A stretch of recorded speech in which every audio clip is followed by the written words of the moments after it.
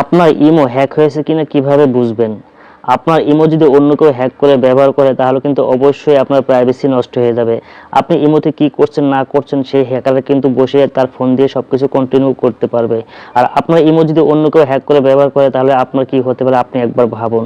আর এই ইমো হ্যাকারকে আপনি কিভাবে রিমুভ করবেন আপনার ইমো থেকে, ভিডিওটি কন্টিনিউ করতে থাকুন। আর এরকম ইম্পর্টেন্ট ভিডিও পেতে পেজটি অবশ্যই ফলো দিয়ে সাথে থাকবেন।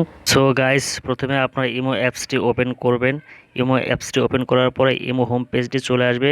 ইমো হোম পেজে আসার পর উপরে দেখতে পাবেন যে আপনার প্রোফাইল আইকন আছে। এই প্রোফাইলে আপনাকে ক্লিক করতে হবে। প্রোফাইলে ক্লিক করার পর এরকম একটি ইন্টারপেজ চলে আসবে। 3 নম্বর অপশনটি দেখতে পাচ্ছেন যে সেটিংস, এই সেটিংসে আপনার ক্লিক করতে হবে। এই সেটিংসে ক্লিক করবেন। সেটিংসে ক্লিক করার পর এরকম একটি ইন্টারপেজ চলে আসবে। আসার পরে নিচে দেখবেন 2 নম্বর যে ম্যানেজ ডিভাইসে, ম্যানেজ ডিভাইসে আপনি ক্লিক করবেন। যখন ম্যানেজ ডিভাইসে ক্লিক করবেন তখন নিচে কিন্তু দেখতে পাবেন যে আপনাকে হ্যাক করেছে তার ফোনের নামটা এখানে কিন্তু শো করবে। আর এইরকম পাশে কিন্তু দেখবেন যে ডিলিট অপশন লেখা থাকবে।